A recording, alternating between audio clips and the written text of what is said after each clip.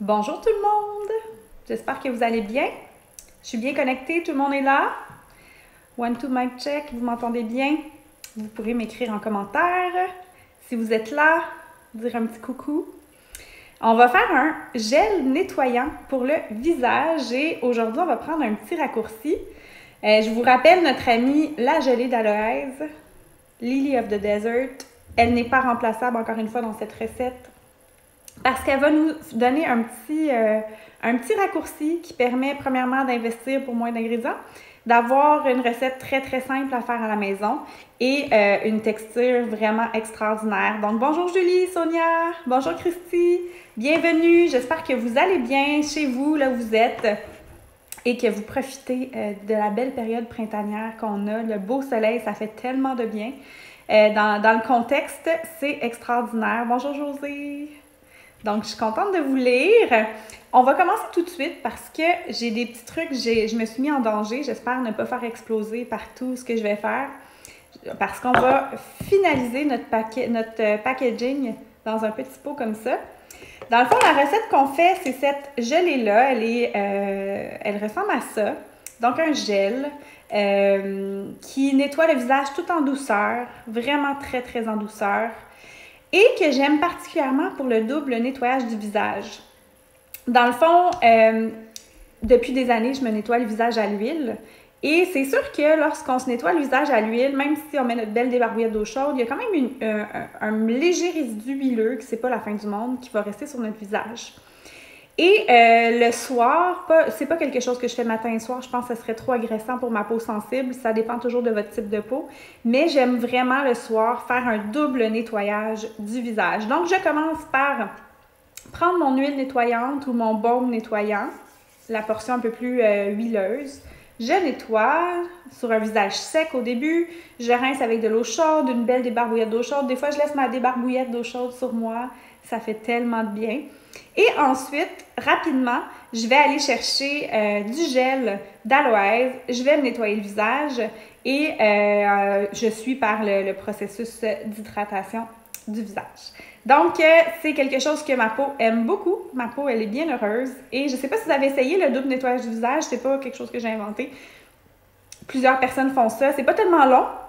Moi, j'en entendais parler depuis bien longtemps et je trouvais que ça avait l'air une étape de plus. Là. Moi, je veux juste aller me coucher le soir, ça ne me tente pas de rajouter une autre étape. Et non, ce n'est pas long du tout. Donc, on va commencer par on commence notre gel nettoyant. Si tu te joins à moi, on fait ce gel comme ceci. Et on va même le mettre dans ces petites bouteilles-là. Là, vous allez me demander où est-ce que j'ai trouvé ça. Je l'ai acheté chez Coop Coco et Calendula. Vous pouvez acheter en ligne. C'est un fournisseur de confiance de matières premières pour vos cosmétiques. Donc, le gel d'aloès, je ne sais plus où je l'ai acheté par contre, mais il se trouve vraiment partout. C'est même probablement en magasin d'aliments naturels où vous restez. On va commencer par mettre 30 grammes. On fait une formulation de 50 grammes. Hein. Je pense qu'un tube de 50 grammes, c'est quand même bien en tout. Comme à l'habitude, je travaille avec ma pelle pesée. Je vais prendre le temps de vous la montrer. Ma pesée de précision. Je travaille avec celle-ci parce que ça simplifie la vie. Je prends mon petit bol pour mélanger. Vous pouvez prendre ce que vous avez. Moi, j'ai des béchères. Mais vous prenez vraiment un petit cul de poule ou quelque chose qui est préalablement nettoyé. On pratique toujours les bonnes pratiques de manufacture, c'est-à-dire qu'on va avoir désinfecté l'espace où on travaille, tout est propre. Si c'est pour vous, moi je ne mets pas de gants, donc c'est pas grave. C'est sûr que dans certains milieux, ils vont recommander de mettre des gants, mais moi c'est pour mon usage personnel, donc je me permets de ne pas en utiliser pour ceci. Donc on va aller mesurer notre 50 grammes de gel d'aloès. Et je pense que je l'avais trouvé sur Amazon, ce gel-là. Je pense. D'habitude, je vous dis tout le temps de ne pas acheter sur les gros sites parce qu'il y a beaucoup de contrefaçons, mais là, c'est vraiment la marque et ce que je recherchais. Donc, on a la moitié de versé. J'aurais dû ouvrir le contenant. Dans le fond, c'est un gel qui est quand même assez épais, donc vous pouvez vraiment aller prendre le temps de le dévisser, là. Let's go, let's go! T'es capable! Ça me prend mes deux mains. J'y suis presque. Il nous manque 1-2 grammes. Et voilà. Donc, on a notre 30 g de gel d'aloès. J'ai mis aussi préalablement 0,3 g de GeoGarde ECT, qui est un conservateur vraiment, vraiment cool. Je l'ai pris chez One Soap, celui-ci. Et c'était 4 gouttes, si jamais vous n'avez pas une mesure vraiment de précision. Le GeoGarde, c'est vraiment un conservateur qui est à large spectre, donc qui va protéger notre formulation. J'ai mis le dosage le plus petit recommandé parce que dans ce gel-là, il y a déjà un conservateur approuvé en naturel. Donc, on est à 29 grammes. J'ai mon GeoGarde à l'intérieur. Vous voyez, c'est vraiment un gel très épais qui va venir accueillir un peu d'huile végétale, un peu d'hydrolat. J'ai reçu de l'hydrolat d'épinette noire, donc c'est ce que j'ai le goût d'utiliser dans cette version du gel nettoyant. Épinette noire du Québec, donc, et ça vient de chez Onzaroma. Les hydrolats je suis jamais déçue quand j'achète mes hydrolats chez Onzaroma, donc je vous recommande. Il y a Alixir aussi qui pourrait être essayé, mais je ne l'ai pas essayé encore, mais je suis pas mal certaine que je ne le serai pas non plus. Donc, on va l'ajouter un 5 g d'hydrolat, donc c'est une cuillerée à thé. Puis le truc, là, je ne l'ai pas fait, c'est parce que là, il était dedans.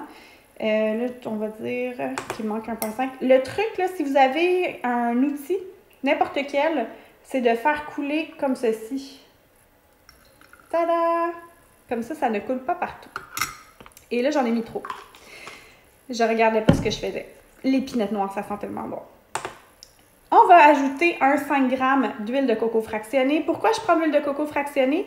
C'est parce que l'huile de coco fractionnée, c'est une huile qui est peu chère, qui est légère, qui va être parfaite pour cette recette-là. Vraiment parfaite. On ne cherche pas des propriétés particulières là, dans notre gel. Puis là, vous avez peut-être remarqué que j'ai pas pris de fouet pour mélanger. C'est voulu parce qu'on va ajouter le savon de castille, puis on veut pas faire mousser, sinon c'est dur pour emballer. Croyez-le, par expérience, je me suis retrouvée avec beaucoup de mousse dans d'autres occasions. Et malheureusement, ben là, ça devient difficile à mettre en pot. Et voilà, j'ai mon 5 g. Donc là, c'est sûr que là, mon gel, il va être un peu plus liquide parce que j'ai échappé de l'hydrolat. Malheureusement, j'en ai mis trop.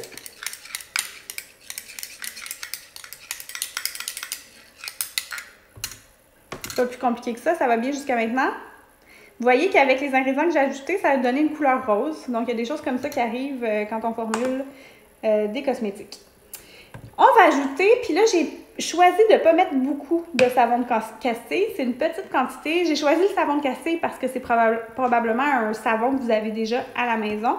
Je l'ai choisi sans odeur. Hein. S'il y a un biais que j'ai depuis que je travaille avec les huiles essentielles de Terra, c'est que je ne suis pas capable de tolérer les autres.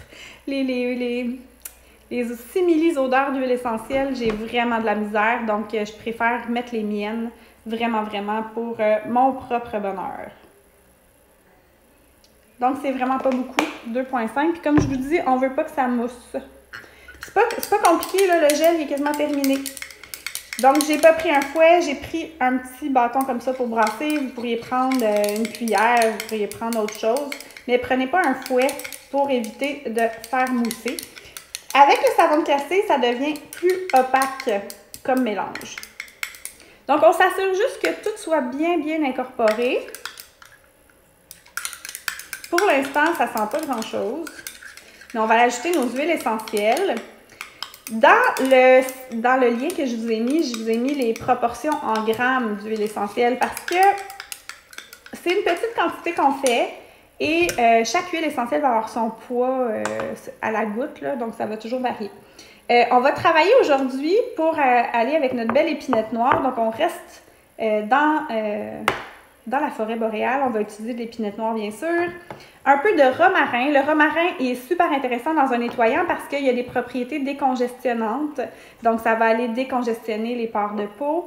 Puis, du pamplemousse qui vient vraiment bien combiner. Donc, récemment, si vous êtes sur Instagram, je vous ai fait une petite vidéo sur comment je choisis mes huiles essentielles puis comment je les mélange. Donc, on va le faire ensemble parce que je n'ai pas décidé d'avance les quantités. on va ouvrir nos bouteilles. Puis apprenez à le faire, commencez à le faire, développez votre propre palette olfactive. C'est quelque chose qui se développe sur le long terme, mais vous êtes capable de le faire. Vous pouvez vraiment développer cette capacité-là de développer des mélanges super intéressants. Donc, on prend le temps de les respirer les trois ensemble. Puis, qu'est-ce qu'on veut qu'ils ressortent dans notre mélange? Moi, c'est sûr que je veux que le pamplemousse soit là pour supporter. Je sais que mon romarin va prendre beaucoup de place. Je vais aller commencer pour un 5 gouttes de romarin. Puis d'après moi, je n'irai pas au-delà. Donc, ça nous donne 0,10 g. Donc, on va aller à 0,25. Donc, je vais aller mettre 6 gouttes d'épinette noire. Si j'en ai assez.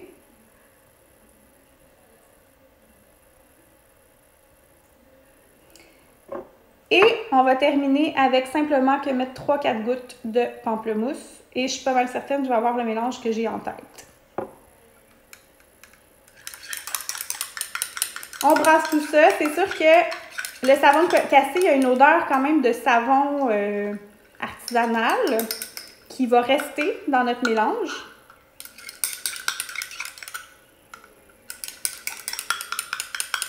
Et voilà, ça nous fait un beau gel. J'ai oublié d'apporter de l'eau. J'aurais voulu vous montrer ça. J'ai complètement oublié. Donc, notre gel, il ressemble à ça. Donc, on va aller nettoyer tout en douceur avec ce gel-là.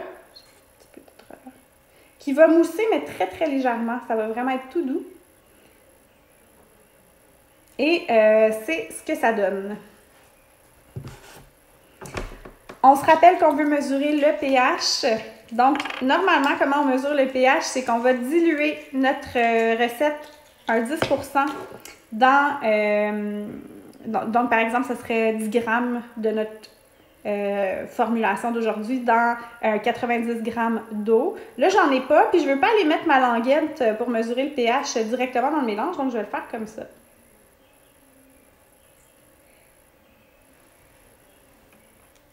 Je ne vous montre pas la technique parfaite, mais... Donc, on veut un pH entre 5 et 6. Et c'est exactement ce qu'on a. On est à peu près 5,5. Fait que j'ai utilisé des petites bandelettes de pH pour aller vérifier le pH parce que si ce serait super acide ou super basique, bien là, ça pourrait irriter la peau. Donc, c'est important de toujours faire cette vérification-là. Là, on passe à la portion le fun. Soyez avec moi et indulgents. Je vais utiliser une seringue comme ceci pour mettre dans ce pot-là.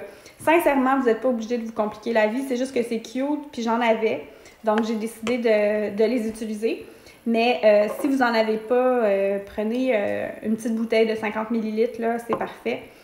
Qui peut être squeezé en bon français idéalement, là, donc on peut presser pour faire sortir le contenu, ça va aider avec la texture quand même assez gélifiée, là, vous voyez, c'est un peu de jello comme résultat. Jello, c'est une autre référence québécoise, parce qu'on a souvent des amis d'Europe qui sont là avec nous, peut-être qu'il y a certaines expressions que vous ne connaîtrez pas. Donc, je vais aller mettre mon gel dans ma seringue en espérant que tout se passe bien. Cette fois-ci, j'utilise une spatule.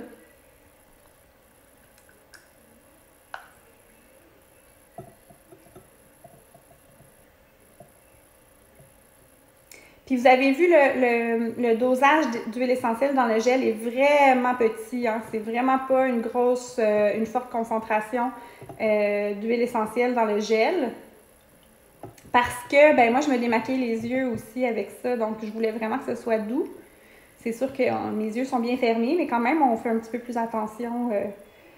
Les huiles essentielles dans les yeux, c'est non.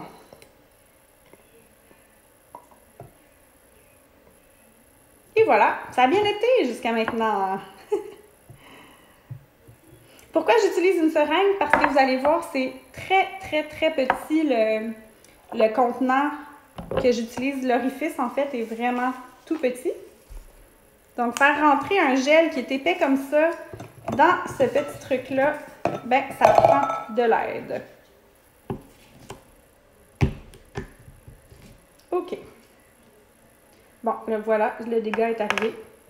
Des fois, ça se passe super bien. Des fois, je fais des dégâts. C'est comme ça. Ce que je fais, c'est que je vais aller presser un petit peu mon tube. C'est pas grave, ça va bien se nettoyer, là, c'est vraiment un problème. Donc, vous voyez, il est comme un peu pressé, fait que ça va me permettre de bien le remplir avec la seringue. Donc, on tient comme on peut tout ça.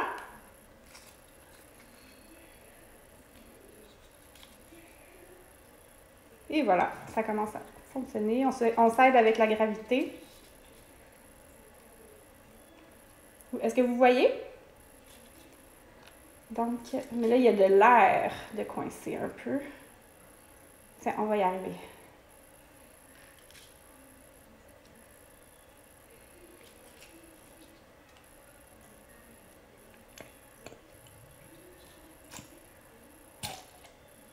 Et voilà, on a un beau gel nettoyant. On n'a pas fait trop de dégâts, juste un petit peu. Juste assez. Puis, on va aller rincer, dans le fond, mon tube, je vais aller le rincer tout simplement. Puis, c'est fait. Un gel nettoyant. Donc, pas plus compliqué que ça. Puis, c'est vraiment un beau gel qui nettoie super bien, tout doucement la peau. Moi, je trouve ça important quand j'utilise un nettoyant pour le visage, ça laisse pas la peau qui tire ou un nettoyant qui est comme trop astringent. J'aime pas ça du tout. Donc, on a pris un raccourci. Hein, je vous rappelle que si on mélangeait, par exemple, un gel régulier d'aloès qui n'est pas celui-ci précisément, très exactement, ce qui va arriver, c'est que vous allez vous retrouver avec une formulation très liquide parce que vous n'avez pas utilisé d'ingrédients gélifiants. La semaine passée, je vous ai dit qu'on en parlerait. Je me suis trompée. Ça va être la semaine prochaine. On va faire un gel douche. Et là, je vais vous introduire à l'utilisation des gélifiants. Donc, comment transformer, dans le fond, quelque chose qui serait vraiment liquide en une texture qui va être plus gel. Donc, comme ceci, c'est vraiment celui-là exactement qu'on va faire. Pour faire vraiment un gel douche, un nettoyant pour le corps version liquide. Si c'était sans agent gélifiant, cette recette-là, bien là, quand j'ouvre la bouteille, ça tomberait, ça coulerait comme de l'eau et ce serait moins facile à utiliser. Donc, je vais vous montrer ça jeudi prochain. On me demande est-ce qu'on peut mettre dans un autre contenant? Absolument. Moi, dans mes tests, j'ai beaucoup utilisé ça pour tester. Là, avant de vous proposer des recettes, je fais toutes sortes de tests. Et vous voyez, je n'avais pas utilisé le même conservateur et ça n'avait pas donné la couleur rose. Simplement, un ingrédient va changer vraiment le résultat final. Donc, ça aussi, c'est un 50 ml. Vous pouvez l'utiliser. Vous pouvez utiliser tout contenant, mais comme je vous dis, avec la texture gel, c'est bien d'avoir quelque chose que vous allez pouvoir presser pour aller chercher le produit. Là, ça va être beaucoup plus facile que si c'est du verre. Là, à ce moment-là, il faudrait peut-être avoir quelque chose qui est pompe. Mais encore là, je ne suis pas certaine que ça irait bien. Bref, essayez. Je ne sais pas si vous avez d'autres idées de contenants que vous utiliseriez pour cette texture-là, qui est quand même assez épaisse. Ça sent bon, c'est intéressant. Je vous ai mis dans l'article que je vous ai mis en lien d'autres formulations. Vous voyez, dans celle-ci, j'avais utilisé de l'hydrolat. Ah non, je ne me suis pas mis quel hydrolat j'ai utilisé dans cette version-là. Je ne l'ai pas noté. Mais j'avais mis arbre à thé et lime. Sinon, vous pouvez aller avec du néroli, de la rose, de la lavande. L'hydrolat de lavande, sachez qu'il n'y a pas une odeur de lavande à l'intérieur, vraiment très distinctive. C'est beaucoup plus doux. Qu'est-ce qui serait intéressant? Romarin aussi. Tu sais, pensez même pour les hommes. Moi, j'aime beaucoup les odeurs boisées, là. C'est pas juste pour les hommes. Mais un gel nettoyant pour hommes avec vraiment un hydrolat de romarin, huile essentielle de romarin, épinette. Bref, ce sont toutes des huiles qui vont bien nettoyer le visage puis qui vont nous apporter toujours le côté qu'on recherche, la cosmétique qui fait du bien. Donc, on veut que notre réalisation, ça sente bon, ça fasse du bien à notre peau, puis qu'on profite des bienfaits aromathérapeutiques en même temps qu'on nettoie notre visage, en même temps qu'on applique nos soins. C'est vraiment tout le temps ça, la philosophie derrière toutes les formulations que je vous prépare. Donc, moi, j'ai des études, dans le fond, en aromathérapie, puis en formulation, et je fais vraiment le point entre les deux. Pour moi, les huiles essentielles sont toujours la vedette dans les formulations que je vous propose. D'ailleurs, comme je vous dis, la semaine prochaine, jeudi à 11h, on va faire un gel douche qui va vraiment être enveloppant, qui va faire du bien. Pour moi, c'est super important. Et on va encore une fois utiliser du savon de Castille. On va réutiliser le même hydrolat que vous allez choisir pour s'assurer que vous n'ayez pas une dépense de coût vraiment trop élevée. C'est vraiment bien de penser à réutiliser, par exemple, l'hydrolat que vous allez avoir choisi dans différentes formulations. Donc, choisissez quelque chose que vous savez que vous aimez, que vous allez trouver agréable, puis ensuite, on va aller le complémenter avec des bonnes huiles essentielles. Si vous êtes intéressé d'essayer les huiles essentielles d'Otera et vous n'avez pas quelqu'un qui vous conseille déjà, écrivez-moi. Cette semaine, je suis en période d'échantillonnage. Ça me fait super plaisir. Moi, c'est mes préférés. Ça fait bientôt 10 ans que je fais de la formulation de cosmétiques. Avant, je travaillais avec d'autres huiles. Puis, quand j'ai découvert d'Otera, c'est juste un vrai charme. La qualité, elle est exceptionnelle. Je les aime d'amour. J'aime les histoires derrière les bouteilles, mais j'aime aussi les résultats. Puis, ce que je peux créer avec ces huiles-là, c'est celles avec lesquelles je travaille avec grande confiance. Donc, si vous voulez essayer, écrivez-moi en privé. Ça me fait plaisir de vous aider avec ça puis de vous les faire découvrir. Donc, ça fait déjà le tour. Ça a bien été. Ça a été super rapide. Vous voyez, c'est vraiment simple. C'est vraiment facile avec quelques ingrédients. Vous voulez réutiliser la gelée ici, allez refaire le gel crème à la rose. On a un gel crème bleu que vous pouvez faire, surtout ceux qui ont le plus de rougeur dans le visage. Allez vers le gel crème bleu, c'est vraiment calmant et apaisant pour toutes les rougeurs. Donc, vous allez pouvoir utiliser ce gel-là dans d'autres formulations. Donc, je vous souhaite une super belle journée. Posez vos questions si vous en avez, puis référez-vous au blog où j'ai mis beaucoup d'autres informations. Merci tout le monde, je vous souhaite une super belle journée.